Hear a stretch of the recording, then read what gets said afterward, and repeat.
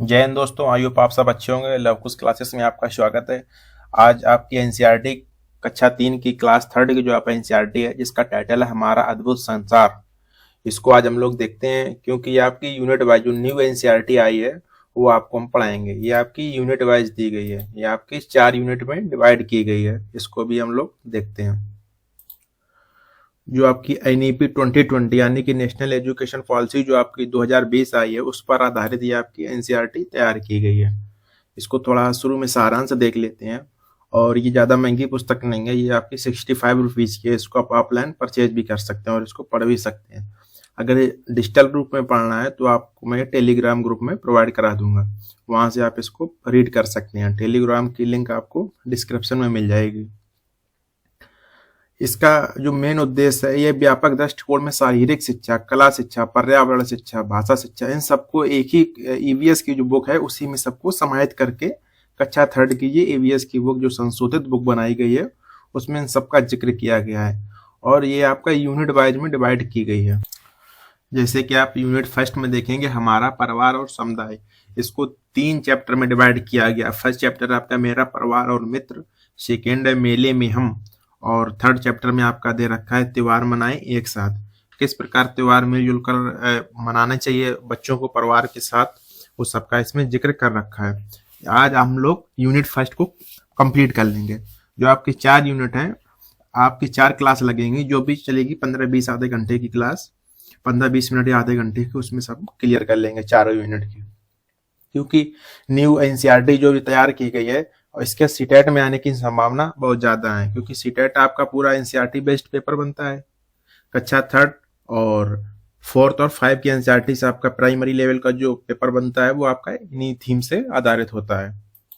जैसे कि आपकी यूनिट सेकंड में दिया रखा है जीवन आसपास। आसपास कैसे हम लोग पेड़ पौधे और जानवर से एनिमल्स से कैसे कैसे हम लोग निर्भर हैं, इस सब आपका सेकेंड यूनिट में दे रखा है। थर्ड यूनिट में आपका दे रखा है नेचुरल के उपहार, नेचर कैसे, नेचर का तो आपका यूनिट 4 में दिया गया है नेचर के उपहार। क्या क्या नेचर के उपहार हैं, जैसे कि पानी है अनमोल, हमारा भोजन, स्वस्थ रहो, प्रसन्न रहो, इस प्रकार ये सब आपका कंप्लीट कराएंगे। तो आज आपकी यूनिट फर्स्ट लेके चलते हैं। यूनिट फर्स्ट के अकॉर्डिंग, जैसे कि चैप्टर फर्स्ट है आपका, क्या है फर्स्ट यूनिट की जो आपका थीम है हमारे परिवार और समुदाय, थीम पर ये 3 चैप्टर आपके आधारित हैं। हमारे परिवार और समुदाय, जैसे चैप्टर यहाँ पर स्टार्टिंग में पूरा दे रखा है कैसे कैसे आपके 3 चैप्टर रहेंगे और कौन कौन से टीएलएम की आवश्यकता रहेगी बच्चों को पढ़ाने के लिए। उसके बाद आपका चैप्टर फर्स्ट स्टार्ट होता है। चैप्टर फर्स्ट में दिया गया है आपका मेरा परिवार और मित्र। अब चैप्टर सेकेंड में हम लोग पढ़ेंगे मेले में हम, किस प्रकार मेले में घूमने जाते हैं, वहाँ पर क्या क्या चीज़ें देखते हैं, क्या क्या वहाँ पर हमको सीखने को मिलता है, ये सब चीज़ें आपके चैप्टर सेकेंड में देखेंगे। जैसे कि चैप्टर थर्ड में आपका दिया गया है त्योहार मनाएं एक साथ, किस प्रकार से बच्चे एक साथ मिलकर त्योहार मनाते हैं, ये सब इसमें आपके चैप्टर थर्ड में आपको देखने को मिलता है। और जो भी मैप से रिलेटेड क्वेश्चन होंगे वो भी आपको यहाँ पर हम कंप्लीट करा देते हैं। चलिए तो शुरू करते हैं अपना चैप्टर फर्स्ट। पहले जो थोड़ा चैप्टर फर्स्ट की थीम दी गई है, थीम बेस्ड बात कर लेते हैं, किस प्रकार थीम में जिक्र किया गया है। चैप्टर यानी कि यूनिट फर्स्ट है जो आपका हमारे परिवार और समुदाय, इसकी थीम है आपकी हमारे परिवार और समुदाय। इस पर आधारित आपके 3 चैप्टर हैं। जैसे कि यहाँ पे यूनिट फर्स्ट में जिक्र किया गया है कि हम सभी भिन्न भिन्न परिवार से आते हैं, तो एक दूसरे से निकट सहयोगी तथा सहभागी समुदाय में रहते हैं। यानी कि हम लोग सभी अलग अलग परिवार यानी कि भिन्न भिन्न परिवार से आते हैं। हम मिलजुल कर तरह तरह के पेड़ पौधों को उगाते हैं, भिन्न भिन्न पशु पक्षियों की देखभाल करते हैं। इन सबका जिक्र आपका चैप्टर फर्स्ट में किया गया है। बाकी हाईलाइट हमने कर रखा है जो भी इम्पोर्टेंट है, जैसे हम अपने आसपास के पर्यावरण को बनाए रखते हैं तथा सम्मान देते हुए उन पौधों तथा जीव जंतुओं को सुरक्षा देने के हेतु हम प्रतिबद्ध हैं, जो हमें भोजन देते हैं, वस्त्र देते हैं और क्या देते हैं, कुछ वस्तुएं प्रदान करते हैं। हम भी नेचर के घटकों, जैसे कि नेचर के घटक कौन कौन से हैं, सूर्य है, चंद्रमा है, वायु है, जल है तथा मिट्टी का सम्मान करते हुए अपनी कृतज्ञता ज्ञापित करते हैं। ये सब रहा आपका थीम बेस्ड। और क्या क्या टीचर्स को चैप्टर स्टार्ट करने के पहले क्या क्या टीएलएम की आवश्यकता पड़ती है, वो भी देख लेते हैं। अधिगम शिक्षण सामग्री क्या क्या होनी चाहिए। बच्चों से उनके परिवार के चित्र लाने और उसे साझा करें, यानी कि बच्चों से जो भी चैप्टर फर्स्ट में आपको चित्र, जैसे कि मेले में बच्चों ने क्या क्या देखा, उन सबके TLM होना चाहिए बच्चों के पास में। तो सब बच्चों से कहीं अपने घर से थोड़ा थोड़ा सामान लेके आए, और हो सके तो टीचर भी उसका व्यवस्था उपलब्ध कराएं क्लास में। बच्चों को दिखाने के लिए यातायात के सामान्य चिन्ह, स्थानीय खाद्य सामग्री, पोशाकों और खिलौनों आदि के लिए चित्र को एकत्र करें। यानी कि पोशाक और खिलौने तो आसानी से मिल जाएंगे, यातायात चिन्ह आप कहाँ से लाएंगे, तो उनको आपको तैयार करना है। टीचर्स को या तो मार्केट से लाना, या तो उनको स्कूल में ही बच्चों के सामने तैयार करेंगे। अब देख लेते हैं क्या क्या चैप्टर फर्स्ट में आपका इम्पोर्टेंट है। चैप्टर फर्स्ट में आपका रंगोली के बारे में जिक्र किया गया है। किसके बारे में, तो आपका रंगोली के बारे में जिक्र किया गया है।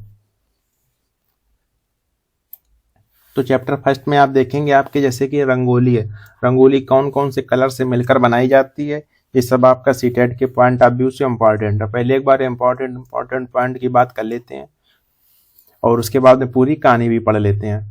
जैसे यहाँ पे रंगोली किस चीज़ों से बनाई जाती है, तो वो पत्तों और फूलों का भी इस्तेमाल किया जाता है। रंगोली बनाने के लिए क्या, जो हरे पत्ते होते हैं हम लोगों के पास, वो ये पत्तों का भी इस्तेमाल किया जाता है। और किसका इस्तेमाल करते हैं, तो और फूलों का, सूखे फूल होते हैं उनकी पत्तियों का इस्तेमाल हम लोग रंगोली बनाने के लिए करते हैं। और अलग अलग तरह के रंगों का भी इस्तेमाल करते हैं, यानी कि कलर्स का भी इस्तेमाल यहाँ पर किया जाता है। और देखते हैं इम्पोर्टेंट क्या है। अब जैसे कि हम चैप्टर 2 में आएंगे, तो वहां पर आपका मेले का जिक्र किया गया है, जैसे कि कुंभ मेला। यहाँ से आपके सीटेट में क्वेश्चन पूछा जा सकता है कुंभ मेले से रिलेटेड, क्योंकि अभी इस समय 2025 का जो समय चल रहा है वो कुंभ मेले का ही समय चल रहा है। 2025 में आपका महाकुंभ जो लगा हुआ है वो कहाँ पर लगा हुआ है, तो आपका प्रयागराज में, जिसी को इलाहाबाद भी पहले कहा जाता था। प्रयागराज यूपी में लगा हुआ है। तो आपका यहाँ पर जिक्र किया गया है चैप्टर 2 में। कुंभ मेले विश्व का सबसे बड़ा पर्व है। कुंभ मेला है जो विश्व का सबसे बड़ा पर्व के रूप में मनाया जाता है। गंगा, यमुना, गोदावरी और क्षिप्रा नदियों के किनारे बसे होने के कारण यह मानव जाति पर सबसे बड़ा समारोह है। यानी कि कौन कौन नदियों के किनारे बसा हुआ है, तो गंगा, यमुना, गोदावरी और क्षिप्रा नदियों के किनारे। यह मेला कहाँ कहाँ पर लगता है, तो आपका कुंभ मेला 4 जगह पर लगता है। पूरे भारत में कुंभ मेला, महाकुंभ मेला आपका 4 जगह पर लगता है। कहाँ कहाँ पर, तो आपका हरिद्वार मीन्स आपका उत्तराखंड, यानी कि हरिद्वार उत्तराखंड। सेकेंड है आपका प्रयागराज आपका कहाँ पड़ता है, तो प्रयागराज आपका पड़ता है यूपी में। और थर्ड है आपका नासिक आपका कहाँ पर है, तो नासिक आपका महाराष्ट्र, MHA महाराष्ट्र। और फोर्थ है आपका उज्जैन आपका कहाँ पर है, उज्जैन तो आपका MP में है। कहाँ पर है, MP में। तो आपके 4 राज्यों में आपका कुंभ मेला लगता है। कहाँ पर, यूपी, UK, महाराष्ट्र और MP। UK means Uttarakhand. आपका 4 जगह आपका कुंभ मेला लगता है। तो ये आपका यहाँ से रिलेटेड क्वेश्चन आ सकता है। 2025 का जो सीटेट एग्जाम होने वाला है उसमें 101% यहाँ से क्वेश्चन आएगा, क्योंकि अभी 2025 में कुंभ मेला भी है। तो करंट के पॉइंट ऑफ व्यू से भी, मतलब करंट तो नहीं आती है, बट करंट में जो घटनाएं घटित हो रही होती हैं उसको पेपर में आने की संभावना ज्यादा होती है। और न्यू NCERT में इसका जिक्र किया गया है, तो यानी कि यहाँ पर 100% आपकी संभावना है पेपर में आने की। और देख लेते हैं चैप्टर 3 में क्या क्या इंपॉर्टेंट है। पहले इंपॉर्टेंट का जिक्र कर लेते हैं, उसके बाद पूरी आपकी चैप्टर को एनालाइज करेंगे। चैप्टर 3 में कुछ सिंबल्स का प्रयोग किया गया है, जैसे कि ये सिंबल्स, ये ब्रेकर है, ये इसका सिंबल्स स्तंभ फर्स्ट, यानी कि 2 आपके मिलान करने के लिए दिया गया। जैसे यू टर्न है, यू टर्न वाला सिंबल्स यहाँ पर कौन सा है, जैसे कि यू टर्न की बात कर लेंगे, तो यू टर्न वाला कौन सा है, यू टर्न वाला आपका माना जाएगा ये यू टर्न। जैसे व्यक्ति काम पर है, यानी कि वर्क इन प्रोग्रेस, यानी कि व्यक्ति अगर काम पर है तो आपका कौन सा होगा, ये वाला, यहां से मैच करेंगे। कृपया हॉर्न मत बजाएं, तो ये मैच करेंगे। ये सब आपको बच्चों को पढ़ाना है। और आगे देख लेते हैं चैप्टर 3 में क्या क्या इंपॉर्टेंट है आपका। एक बार देख लेते हैं चैप्टर 3 में और क्या क्या आपसे पूछा जा सकता है। हाँ, ये आपका इंपॉर्टेंट है चैप्टर 3 में, जैसे कि बिहू के बारे में आपको हम पढ़ाएंगे, अभी बिहू के बारे में जिक्र करेंगे। छठ पूजा के बारे में जिक्र करेंगे, क्रिसमस, ईद उल फितर, होली और ओणम। यहाँ से आपका एक क्वेश्चन आने वाला है, कन्फर्म है, यहाँ से एक क्वेश्चन आपका आएगा। चलिए अब चैप्टर फर्स्ट से अपना शुरू करते हैं। अब ये हो गया 5 मिनट का आपका इंट्रोडक्शन, क्या क्या हम लोग पढ़ने वाले इंपॉर्टेंट। अब देखते हैं चैप्टर फर्स्ट स्टार्टिंग से। मेरा परिवार और मित्र। अब देखते हैं। नमस्ते, मेरे घर में आपका स्वागत है। मैं बेला। यहाँ पर बेला नाम के एक पर्सन का जिक्र किया गया, यानी कि बेला नाम के एक बेबी का जिक्र किया गया है। मेरे 2 भाई हैं, बंकू भैया और छोटा बिशु। हमें साथ में घर के बाहर छुपन छुपाई खेलना बहुत पसंद है। छुपन छुपाई मीन्स हाइड एंड सीक। क्या आपको छुपन छुपाई खेलना आता है? घर में सभी को बिशु के साथ पीकाबू को क्या कहते हैं? पीकाबू को हम लोग लुका छिपी, हाइड एंड सीक का यानी गेम कहते हैं। खेलना बहुत अच्छा लगता है। पीकाबू क्या होता है, यहाँ पे देखो आपका जिक्र किया गया है। पीकाबू छोटे बच्चों के साथ खेले जाने वाला एक खेल है। इस खेल में पहले छिपते हैं, फिर अचानक से पीकाबू कहते हुए सामने आ जाते हैं। आप लोगों ने बचपन में इस खेल को खेला होगा। हम सभी घर के बाहर खुली जगह में खेलते हैं। हमने अपने घर के बाहर फूलों का बगीचा लगाया है। हमारे रिश्तेदार, मित्र और पड़ोसी भी यहाँ आते हैं। वे बैठते हैं, बातचीत करते हैं, चुटकुले सुनाते हैं और हम सब साथ में बहुत हंसते हैं। कभी कभी दिन भर काम करने के बाद जब मेरे माता पिता थक जाते हैं तो वे भी यहीं बैठकर आराम करते हैं। कहाँ पर? यानी कि बगीचे में। हम सभी को शाम के समय एक साथ समय बिताना बहुत अच्छा लगता है। चलिए मिलकर गाना गाते हैं।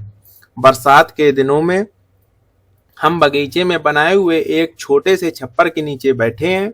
आपको पता है कि जब बारिश हो रही होती है तो बाहर बैठने में कितना आनंद आता है। आपको इसके बारे में बच्चों से क्या करनी है बेटा? तो चर्चा करनी है। हम अंत्याक्षरी और सांप सीढ़ी आदि खेलते हैं। अंत्याक्षरी क्या होता है? कुछ मीनिंग, यानी कि हिंदी में भी अंत्याक्षरी खेली जाती है और इंग्लिश में भी खेली जाती है। आप लोग जो हमको सुन रहे हैं, आप लोगों ने भी बचपन में अंत्याक्षरी खेली होगी। जैसे कि मैंने ए फॉर एप्पल, एप्पल की स्पेलिंग बताई तो लास्ट में ई आया, तो अब सेकेंड बच्चा होगा वो ई से मीनिंग को बताएगा। इस तरह अंत्याक्षरी को खेला जाता है। और सांप सीढ़ी आदि खेलते हैं। बरसात के दिनों में मेरी माँ और दादी गर्मा गर्म चाय और पकौड़े बनाती हैं। हम सब अपने दादा दादी के साथ बैठकर पकौड़ों का आनंद लेते हैं। कई बार मेरी दादी बरसात के गीत गाती हैं। उन्होंने हमें भी कुछ गीत सिखाए हैं। हम भी उनके साथ मिलकर गाते हैं। चलिए हम लोग भी आप लोगों के साथ मिलकर गीत को गाते हैं। देखते हैं वर्षा का गीत। चलिए तो फिर गीत को शुरू करते हैं। वर्षा का गीत वर्षा द्वारा ये लिखा गया है। वर्षा इसी को गुनगुनाती है। काले काले बदरा छाकर बरस रहे हैं छम छम छम। बूंदे खिड़की के शीशों पर, बूंदे पेड़ों के पत्तों पर। बूंदे खिड़की के शीशों पर, बूंदे पेड़ों के पत्तों पर। टपक रही हैं छर छर छर, भींग रहे हैं हम जर जर जर। कागज की कश्ती पर चिड़ियों का झुंड है पेड़ों पर। कागज की कश्ती पर चिड़ियों का झुंड है पेड़ों पर। मोर नाचता पंख फैलाकर, मेढक करते टर टर टर। बारिश की है छटा मनोरम, पुलकित हो रहे तन और मन। बारिश की है छटा मनोरम, पुलकित हो रहे तन और मन। ये रहा वर्षा का गीत। आप लोग भी इसको लयबद्ध तरीके से सीख लीजिए। जब आप केवीएस का इंटरव्यू देने जाएंगे या आप कभी भी जब आप टीचर बनेंगे, आप इस क्लास को पढ़ रही हैं, आप एनसीईआरटी पढ़ रहे हैं, यानी कि टीचर बनने के लिए पढ़ रहे हैं, तो आपको भी वहां पे इसी तरह बच्चों के साथ लयबद्ध तरीके से गाना होगा। चलिए आगे देखते हैं। आगे क्या जिक्र किया गया है इस किताब में? मेरे दादाजी जब छोटे थे तो वो भी कुछ खेल खेलते थे।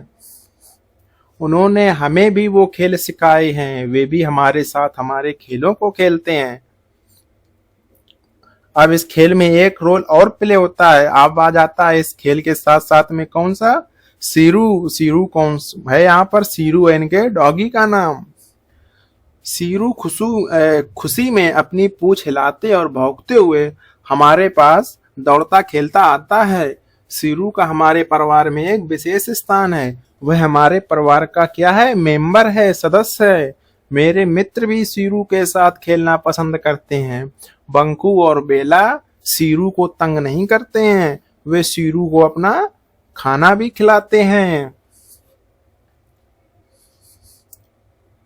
तरह तरह के परिवार, अब देखते हैं हम लोग किस किस तरह के परिवार होते हैं। इसको भी लयबद्ध तरीके से पढ़ने की हम लोग कोशिश करेंगे, एक छोटा सा प्रयास करेंगे। चलिए बच्चों, तो फिर शुरू करते हैं। कुछ बड़े परिवार, कुछ होते छोटे परिवार, कुछ होते बड़े परिवार, कुछ होते छोटे परिवार, तरह तरह के हैं परिवार, हम सभी से करते प्यार। तरह तरह के हैं परिवार, हम सभी से करते प्यार। माता पिता से है परिवार, बच्चों से भी है परिवार, दादा दादी भी परिवार और लोग भी हैं परिवार। चलो बच्चों, क्लैपिंग करते हैं, आप लोगों ने बहुत अच्छा गाया है। ये सब इस तरह आपको बच्चों के सामने स्कूल में क्रिया करवानी है। आप लोग समझ रहे होंगे कि किस तरह सर पढ़ा रहे हैं, तो इस तरह आपको भी सीखना है, बच्चों के सामने आपको भी इसी तरह ही पढ़ाना है। अब और आगे थोड़ा पढ़ लेते हैं। जरा बताओ और कौन वे जिनसे होता है परिवार, ध्यान तुम्हारा रखते हैं जो उन सबसे होता परिवार। बहुत खास मेरा परिवार और तुम्हारा भी परिवार। अब यहाँ पर जिक्र किया गया है, एक परिवार में कम या अधिक सदस्य हो सकते हैं। एक परिवार में कम सदस्य भी हो सकते हैं और आपके अधिक सदस्य भी हो सकते हैं। और देख लेते हैं इस चैप्टर में क्या जिक्र किया गया है।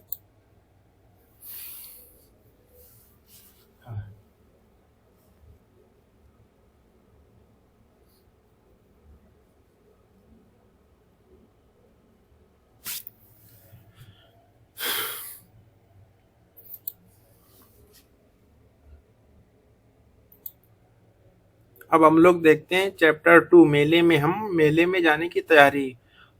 कौन कौन से लोग हैं, तो आपके नीता और राधा हैं। ये कहाँ जा रहे हैं, मेले जा रहे हैं। इनके साथ अभी भी दादी भी जाएंगी, सबका जिक्र भी करेंगे। चलिए और आगे देखते हैं। दोनों में बहुत ही उत्साह है, किसमें की, नीता और राधा में। मेला घर से थोड़ी दूर ही लगा है, उन्हें वहां पहुंचने के लिए बस लेनी पड़ेगी। क्या हो रहा है, तुम सभी बहुत व्यस्त दिख रहे हो। ये किसने कहा, ये दादी जी ने कहा। तो बच्चे अब कह रहे हैं, दादी जी हम मेले में जा रहे हैं, आप भी हमारे साथ मेले में चलिए ना। अब दादी जी कह रही हैं, मेला, अरे हाँ, तुम्हारी माँ ने भी, यानी कि राधा की माँ ने भी दादी से पूछा था मेले पर चलने के लिए। पर दादी कह रही है, मेरी टांगे बहुत दुख रही हैं, इसलिए मैं मेला नहीं जा सकती। इसी बीच यानी कि राधा और नीता के पिताजी आते हैं। वो कहते हैं, हमारे साथ और भी बहुत सारे लोग चल रहे हैं, हमारे पड़ोसी स्नेहा और रोहित तथा मोहन चाचा और उनका परिवार भी। आप मेला चलिए, हम सभी लोग आपकी मिलकर हेल्प करेंगे। यानी कि दादी को भी मेला लेकर जाएंगे। दादी जी ने मुस्कुराते हुए उत्तर दिया, ठीक है, मैं भी चलूंगी। क्या तुमने अपनी पानी की बोतल भर ली है। नीता ने कहा, हाँ दादी जी, और हमने अपने अपने पिकनिक पर ले जाने के लिए बैग भी तैयार कर लिए हैं। ये नीता ने आप दादी के लिए उत्तर दिया। दादी के मेले में चलने के लिए राजी होने पर बच्चे खुशी से झूम उठे। दादी के पिताजी ने, नीता के पिताजी ने अपनी पड़ोसियों को बुलाया और समय पर तैयार होने के लिए कहा।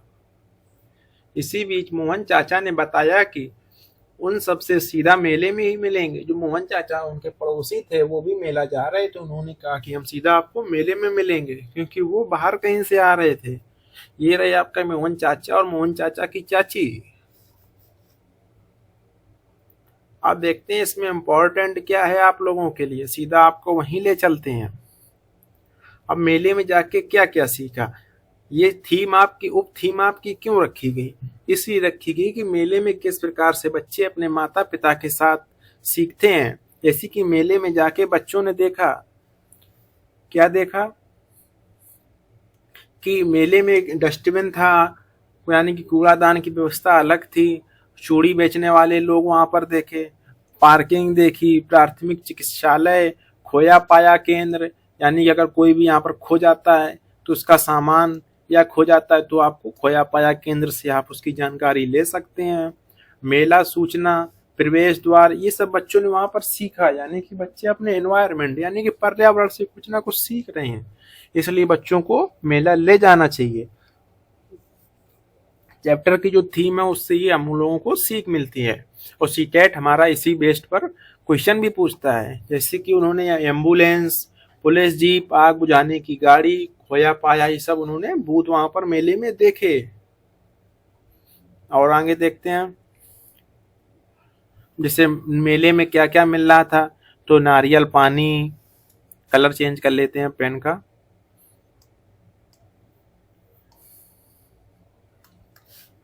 मेले में आपका नारियल पानी मिल रहा था, खेल खिलौने, माँ की थाली का भोजन, सुलभ शौचालय की व्यवस्था थी, लल्लू हलवाई वहां पर था, चूड़ियां मिल रही थी। इस तरह बच्चे वहां पर सीखते हैं। जैसे कचरेदान, यहाँ पर कचरे की व्यवस्था अलग थी, यानी कचरा आप फैलाएंगे नहीं, जमीन में नहीं डालेंगे, सब बच्चों को सीख देनी है।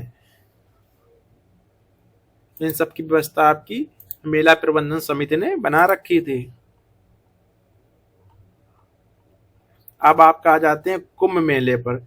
आपका क्वेश्चन यहां से बनता है कुंभ मेला से, जो आपको मैंने स्टार्टिंग में ही बताया था कुंभ मेला आपका कितनी जगह पर लगता है। तो आप लोगों को रिकॉल हो रहा होगा कि कुंभ मेला आपका 4 जगह पर लगता है। कहाँ कहाँ पर? तो आपका हरिद्वार, प्रयागराज, नासिक और उज्जैन। तो अब आपको बताना है हरिद्वार कहाँ पर पड़ता है आपका। हरिद्वार आपका उत्तराखंड में। और प्रयागराज कहाँ पर पड़ता है? प्रयागराज आपका उत्तर प्रदेश में। नासिक आपका पड़ता है महाराष्ट्र में। उज्जैन पड़ता है आपका एमपी में। तो ये आपका जो महाकुंभ होता है, यानी कि जिसको कुंभ बोलते हैं, वो आपका 12 साल में लगता है। कितने साल में? तो आपका कुंभ लगता है 12 साल में। 12 साल में आपका लगता है क्या? महाकुंभ। और जो अगर आपसे यहीं पे पूछ लिया जाए अर्ध कुंभ कितने महीने में लगता है, कितने दिनों में लगता है अर्ध कुंभ, तो अर्ध कुंभ आपका लगता है 6 साल में। इन्हीं 4 जगह पर अर्ध कुंभ भी लगता है। जैसे कि आपका 2025 में अभी प्रयागराज में महाकुंभ लगा हुआ है। अब अर्ध कुंभ की बात की जाए तो इसमें +6 जोड़ दीजिए, यानी कि 2031 में आपका अर्ध कुंभ लगेगा प्रयागराज में। ठीक है। ये कौन कौन सी नदियों पर लगता है? जैसे कि गंगा, यमुना, गोदावरी और क्षिप्रा नदियों के किनारे लगता है।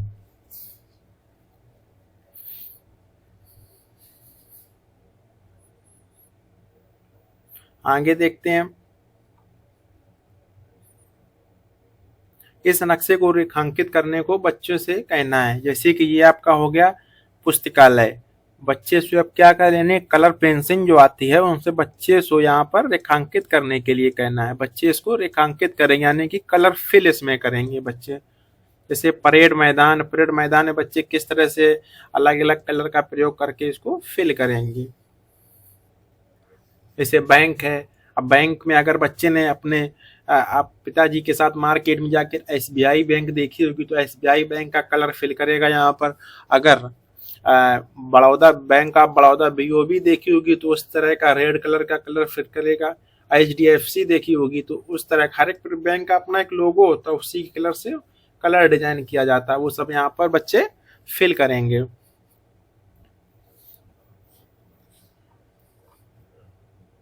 और क्या है, कक्षा में चर्चा कीजिए। हम अपने बड़ों का ध्यान किस तरह से रखते हैं, ये सब बच्चों से चर्चा पे चर्चा करनी है आप लोगों को, कि हम अपने बड़ों का ध्यान किस प्रकार से रखते हैं।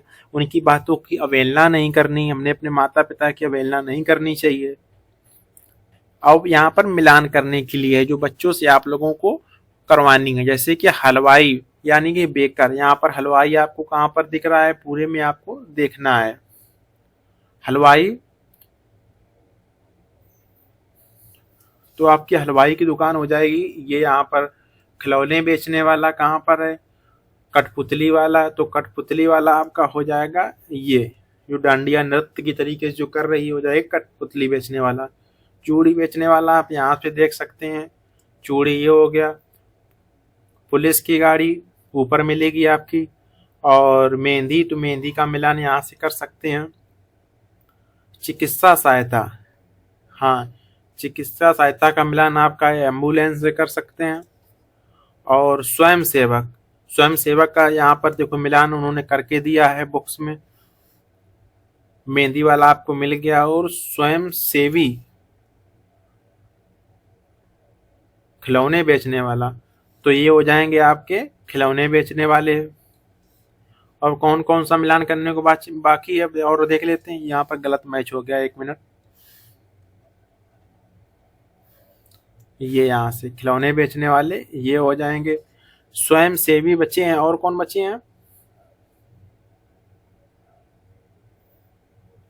पुलिस वाला और आग बुझाने वाली गाड़ी कहाँ पर है? आग बुझाने वाली गाड़ी आपकी सबसे नीचे पर ले जाएंगे। और पुलिस का ये सबसे ऊपर का जो स्वयं सेवी है वो उसको ऊपर ले आएंगे। ये आपकी हो गई आग बुझाने वाली गाड़ी। और ये हो गई पुलिस। अब इसको एक बार हमको जूम आउट करके आप लोगों को दिखा देते हैं। इस तरह आपको बच्चों को मिलान करवाना है। छोटा छोटा आप लोगों को दिख रहा होगा, नो डाउट, एक बार आप लोग देख लेंगे।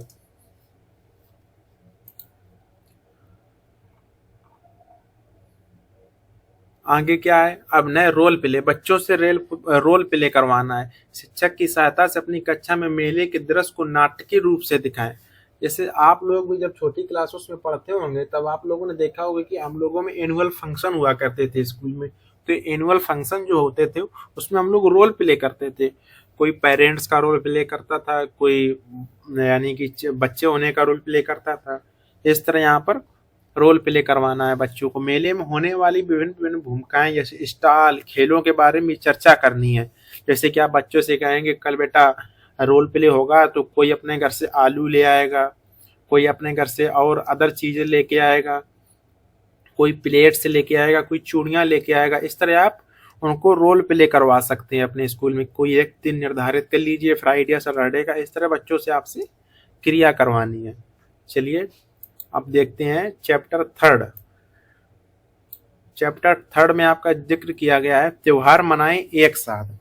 किस तरह बच्चों के साथ मिलकर एक साथ त्योहार को मनाना चाहिए, उन सबका जिक्र आपका चैप्टर 3 में किया गया है। चलिए अब आप लोगों का देख लेते हैं चैप्टर 3। 1 मिनट, माइक थोड़ा ठीक कर लेते हैं। चलिए अब अपना देखते हैं चैप्टर 3। आई होप अब आवाज थोड़ी पहले से बेटर होगी आप लोगों की। वैसे दिया गया है मेरा नाम ऋषि है और ये कहाँ पर जा रहे हैं, तो मेरा नाम ऋषि है। यहाँ पर ऋषि नाम के एक बालक का जिक्र किया गया। और ये कहाँ पे? मैं जम्मू कश्मीर का रहने वाला हूँ। अपने माता पिता के साथ यानी कि पेरेंट के साथ हिमालय के पहाड़ों पर घूमने जा रहे हैं। तो कहाँ घूमने जा रहे हैं? तो आपकी ये हिमालय के पहाड़ों पर घूमने जा रहे हैं। हम अपने माता पिता और अपनी मेरी बहनों को क्या क्या नाम है, चिया और नुनका के घर जा रहे हैं। वे पहाड़ों के पास ही एक छोटे से गांव में रहती हैं। हम वहां बस से जा रहे हैं। मैं बस की यात्रा का पूरा आनंद ले रही हूँ। खिड़की के बाहर का दृश्य बहुत ही सुंदर है। सड़कें घुमावदार मोड़ वाली हैं। पहाड़ियां एक यानी कि पहाड़ियों पर तरह तरह के आपको यहाँ पर फूल देखने को मिलेंगे। ऐसा लग रहा है ये फूलों की घाटी यानी कि फ्लावर्स वैली है।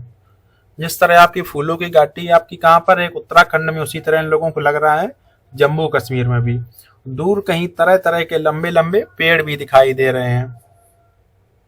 अब बच्चों को यहाँ पर क्या आप लोगों को सीख देनी है? बच्चों को सीख ये देनी है कि जब भी वो कहीं पर भी अपने पेरेंट्स के साथ या कहीं पर बाहर मेले में जाएं या कहीं पर बाहर टूर पर जाएं तो अपने सिर, यहाँ से सिर, हाथ और बाजू हमेशा बस के अंदर ही रखेंगे। आगे स्तंभ मैच करने के लिए आपको दिए गए हैं। चलिए स्तंभ मैच कर लेते हैं। यहाँ वाहन खड़ा ना करें।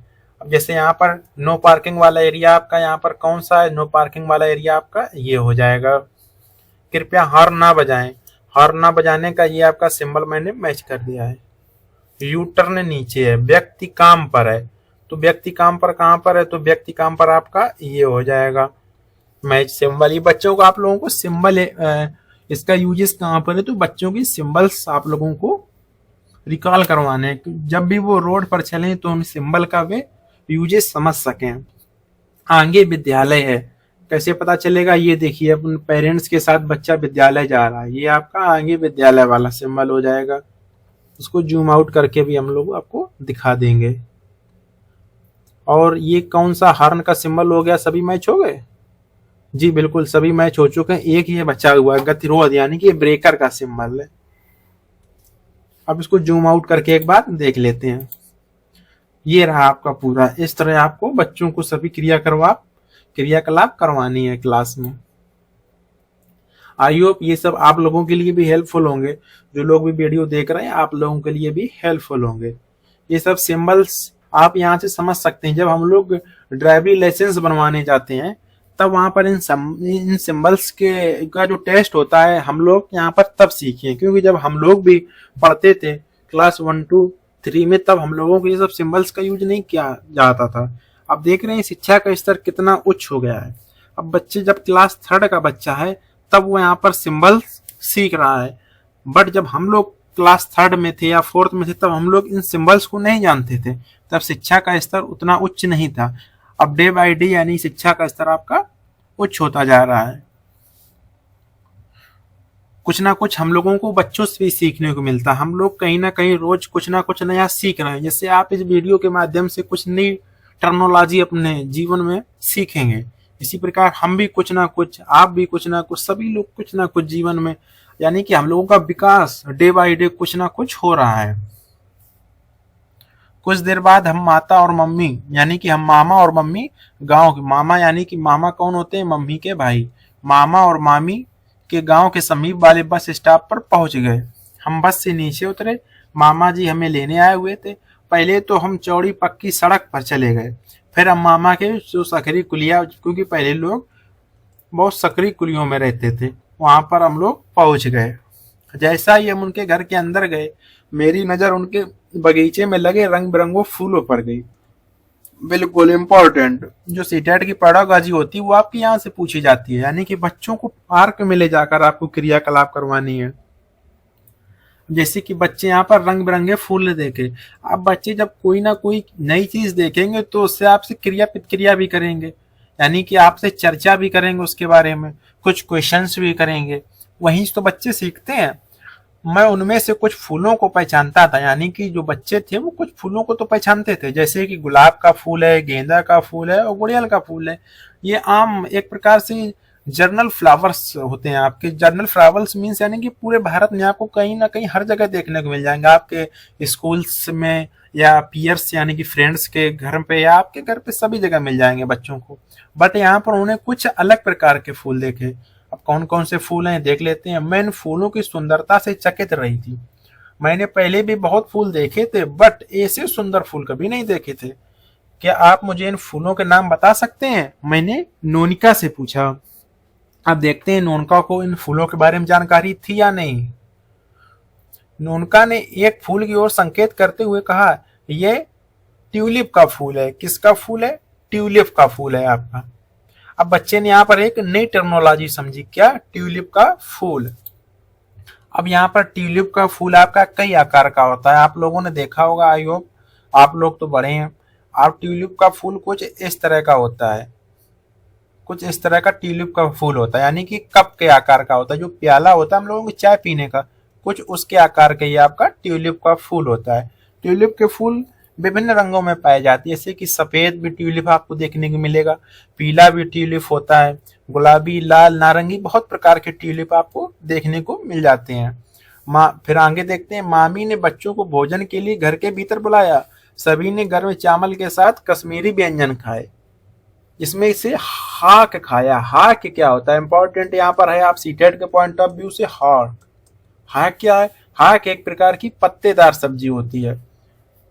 ये आपका ट्यूलिप देखो, यहाँ से देख सकते हैं, ये आपका ट्यूलिप होता है। यहाँ पर ये आपका हल्का हल्का रेड ट्यूलिप है, कहीं कहीं आपको व्हाइट ट्यूलिप भी देखने को मिलेंगे। अब हाक क्या होती है? हाक एक प्रकार की पत्तेदार सब्जी होती है, वास्तव में ये बहुत ही स्वादिष्ट होती है। क्या तुम्हें पता है इन दिनों हमारे यहाँ ट्यूलिप का त्योहार होता है? नोनिका ने भोजन करते हुए पूछा। और न्यूनका पूछ रही है क्या तुम्हें पता है कि हमारे यहाँ ट्यूलिप का त्योहार भी मनाया जाता है। तो फिर उसने रिप्लाई में कहा हमारे यहाँ भी बसंत ऋतु में बहुत ही लुभावने लाल रंग के फूल खिलते हैं, इसे बुरांस के फूल कहते हैं। किसके फूल? तो आपके बुरांस के फूल। तो बुरांस के फूल आपके कहाँ पाए जाते हैं? तो बुरांस के फूल आपके उत्तराखंड में पाए जाते हैं। कहाँ पर पाए जाते हैं? बुरांस के फूल आपके उत्तराखंड में। आगे देखते हैं। मैंने चिया और नुनका को बताया कि हमारे यहाँ बसंत के त्योहार को बहुत ही खुशी और उल्लास के साथ मनाया जाता है। मैंने उन्हें बताया कि इन त्योहारों में मैं और मेरे मित्र अपने आसपास के हर घर के द्वार पर सरसों और बुरांस के फूल सजाते हैं। सरसों का फूल तो आप लोगों ने देखा होगा। सरसों का फूल आपका कैसा होता है बेटा? सरसों का फूल आपका सफेद कलर का होता है और बुरांस का फूल आपका हल्का सा रेड कलर का होता है। कौन से कलर का? रेड कलर का, यानी कि लाल कलर का होता है। हमारे इस काम के लिए हमारे बड़े हमें आशीर्वाद देते हैं, हमें टाफियां और मिठाई भी देते हैं। चिया ने बहुत ही उत्साह के साथ बताया कि मेरे मित्र वेंकट भी इस मौसम में विशु का त्योहार मनाता है। विशु का त्योहार कहां पर मनाया जाता है आपका? तो विशु कनिक त्योहार आपका केरल में मनाया जाता है। यहाँ पर नीचे जिक्र भी किया गया है। उसमें अमलतास के बहुत सारे फूल, सब्जियां, फलों का उपयोग करके विशुकनी बनाते हैं। विशुकनी यानी कि विशु का त्योहार। इस बातचीत में मामी जी भी शामिल हो गई और उन्होंने कहा बसंत प्रकृति का उत्सव है। बसंत किसका उत्सव है? तो बसंत आपका प्रकृति का उत्सव है। भीषण ठंड के बाद जब सूर्य अपने पूरे तेज के साथ चमकता है तो चारों तरफ फूल खिल उठते हैं। अब ये आपका सीटेंड के पॉइंट ऑफ व्यू से इंपॉर्टेंट पॉइंट है। विशुकनी केरल में नववर्ष के प्रथम दिन को मनाए जाने वाला एक शुभ रिवाज है। नववर्ष का जो प्रथम दिन होता है तब वहां पर विशुकनी फेस्टिवल मनाया जाता है। कहां पर? तो विशुकनी आपका केरल में मनाया जाता है। ऐसा माना जाता है कि सूर्योदय के समय शुभ वस्तुओं को देखने से आने वाला वर्ष खुशहाल और लाभकारी होता है। और केरल के लोगों की हर एक जगह की परंपरा, हर एक जगह की संस्कृति की एक अपनी अलग अलग मान्यताएं होती हैं।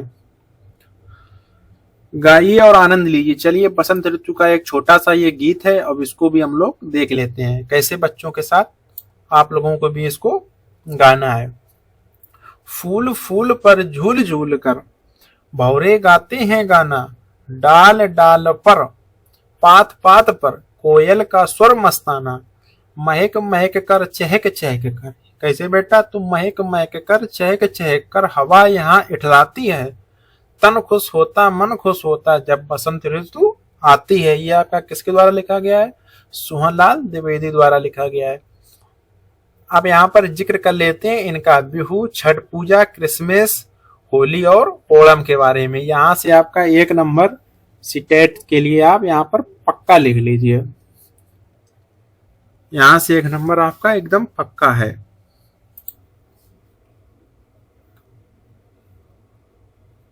यहाँ पर जैसे जिक्र आपका किया गया है बिहू का, छठ पूजा, क्रिसमस, ईद उल फितर, होली, ओणम और उगादि का। अब देख लेते हैं ठेकुआ। ठेकुआ यानी कि आपका छठ पूजा में बनाया जाता है। छठ पूजा आपकी कहाँ होती है? तो छठ पूजा आपकी होती है बिहार में। कहाँ पर? तो आपके बिहार राज्य में छठ पूजा होती है। बिहार वाले लोग इससे आयु अच्छी तरीके से समझ पा रहे होंगे, वो लोग कमेंट करेंगे। और क्या क्या व्यवहार यानी कि छठ पूजा में आपके यहाँ बनाया जाता है, जैसे कि ठेकुआ हो गया, यहाँ पर कसार के लड्डू भी बनाए जाते हैं और नारियल चावल के लड्डू भी। ठेकुआ, कसार के लड्डू और नारियल चावल के लड्डू ये आपके छठ पूजा पर मनाए जाते हैं। पीठा कब मनाया जाता है? पीठा यानी कि मीठे चावल का एक रोल टाइप का बनाया जाता है ये, तो ये आपका बनाया जाता है बिहू पर। और बिहू आपका कहाँ मनाया जाता है? तो बिहू आपका असम में मनाए जाने वाला एक फेस्टिवल है। तो पीठा आपका असम में। और खजूर का केक आपका कब मनाते हैं? तो खजूर का केक आपका मनाते हैं कब? क्रिसमस पर। क्रिसमस में क्या मनाते हैं? तो आपका क्रिसमस में आपका खजूर का केक मनाते हैं। और गुजिया तो आयु आप सभी को मालूम है, गुजिया आपकी मनाते हैं कब? होली में। होली आपकी जो मार्च के महीने में लमसम हर साल मार्च के महीने में ही आपकी पड़ती है। मार्च में होली होती है। होली को क्या मनाते हैं हम लोग? गुजिया। और सखा और होलिये और सेवैयाँ, इनको देख लेते हैं ऊपर से। क्रिसमस हो गया, छठ पूजा हो गया, क्रिसमस हो गया, ईद उल फितर आपका आया। आप क्या आया है? ईद उल फितर। ईद उल फितर यानी कि ईद उल फितर में आपकी मनाते हैं हम लोग सेवैयाँ। ईद पर क्या मनाते हैं? ईद पर मनाते हैं सेवैयाँ। मुस्लिम भाई बहनों का ये एक त्योहार होता है ईद, इसमें आपके मनाते हैं क्या? सेवैयाँ। अब आपके सखा और होलिगे, और ये उगादी त्योहार पे मनाया जाता है। उगादी पर क्या मनाते हैं हम लोग? देखो आपका ईद उल फितर हो गया, होली हो गया और छठ पूजा क्रिसमस हो गया, ओणम और उगादी बचा है। तो उगादी आपका कहाँ मनाया जाता है? उगादी आपका मनाया जाता है दक्षिण भारत में। उगादी उगादी कहाँ मनाया जाता है आपका? दक्षिण भारत में। यहाँ पर मनाते हैं क्या? सखा। और आपका एक और होलिगे। होलिगे कहाँ मनाया जाता है? तो आपका होलिगे बचा है आपका ओणम। ओणम पर मनाते हैं आपका होलिगे। अब आप लोग हमको कमेंट करके बताएंगे ओणम त्योहार किस राज्य में मनाया जाता है? ओणम त्योहार किस राज्य में मनाया जाता है? आप लोग कमेंट करके हमको बताएंगे। यहाँ से आपका एक क्वेश्चन पक्का आएगा, आप ये समझ लीजिए। आपको जूम आउट करके एक बार दिखा देते हैं, इस तरह आप इसको स्क्रीनशॉट भी ले सकते हैं यहाँ का, और इसको आप थोड़ा डिटेल्स में पढ़ सकते हैं, क्योंकि यहाँ से आपका एक क्वेश्चन कन्फर्म आएगा सीटेट में। आगे देख लेते हैं और क्या इंपॉर्टेंट है आप लोगों के लिए इस पुस्तक में। अब ये आपसे बच्चों से किस प्रकार क्रियाकलाप करवानी है उन सबके बारे में यहाँ पर जिक्र किया गया। चित्र बनाइए, एक चार्ट पेपर लीजिए, उसमें नीचे दिए गए ये सब आप लोगों के लिए बच्चों से करवाना है। हाँ, ये आपका इम्पोर्टेंट है, यहाँ से आपके सीटेट में क्वेश्चन आ सकता है। विश्व का सबसे विशाल पर्वत माला भारत के उत्तरी क्षेत्र में स्थित है, जिसे हिमालय कहते हैं। सबसे बड़ा पर्वतमाला जो हिमालय आपका कहाँ पर है? तो आपका जैसे ये रहा भारत का आपका मैप, ये आपका भारत का मैप है। तो आपका हिमालय जो आपका यहाँ पर ही इस तरह आपका हिमालय की संरचना है। एक मिनट, इस तरह आप देख सकते हैं, ये आपकी हिमालय की संरचना, इस तरह आपका हिमालय बसा हुआ है।